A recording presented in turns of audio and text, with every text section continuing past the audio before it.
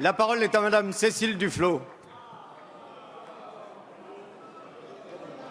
S'il vous plaît, allez. Monsieur le Premier ministre, de 1960 à 1996, la France a mené des essais nucléaires au Sahara et en Polynésie française, au mépris le plus complet des populations locales. Arrêtés en 1996, ces essais nucléaires ont laissé des traces pour plus de 150 000 personnes, sans compter les populations de l'ensemble des régions concernées par les essais nucléaires. En 2010, cette Assemblée a voté la loi Morin, qui avait vocation à indemniser enfin les victimes des essais nucléaires pratiqués par l'État français. Vu le faible nombre de victimes indemnisées, 16 dossiers examinés sur 859 déposés au 1er septembre 2014 et le rejet systématique de victimes de pathologies radio-induites par le comité d'indemnisation, la loi de programmation militaire de 2013 a mis sous votre autorité la gestion d'un fonds interministériel dédié aux victimes. Pour rappel, elle visait également à élargir la zone géographique du Pacifique concernée à toute la Polynésie, la création d'un comité d'indemnisation indépendant et la désignation d'un médecin dans le comité sur proposition des associations représentatives des victimes des essais nucléaires.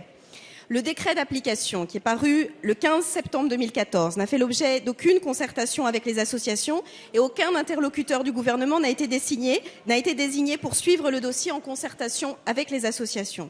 Bref, nous sommes au regret de constater que les améliorations votées par le Parlement sont inopérantes et les associations doutent de la volonté politique du gouvernement à régler ce dossier qui s'éternise, d'autant que toutes les demandes de rendez-vous qu'elles vous ont adressées, Monsieur le Premier ministre, sont, semble-t-il, à ce jour restées lettres mortes.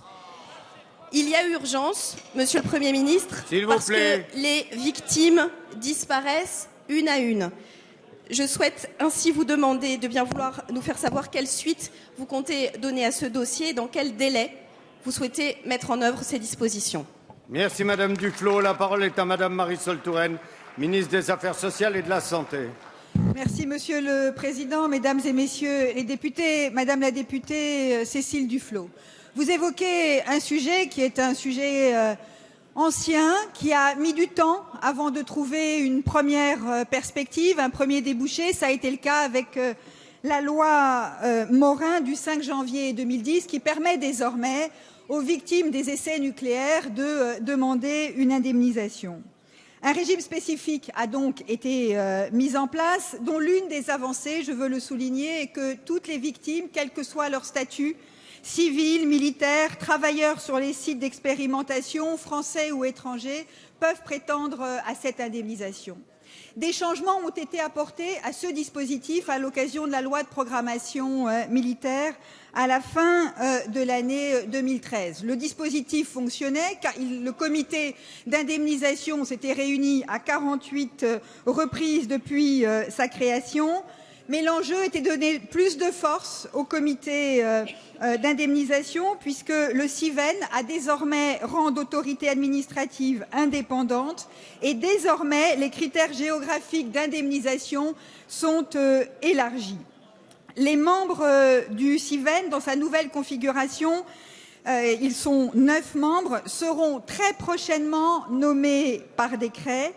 5 parmi les médecins, qui seront au moins 5, l'un d'entre eux sera proposé par les associations représentatives de victimes et désigné après avis conforme du Haut Conseil pour la santé publique, conformément à un amendement qui avait été déposé par votre groupe.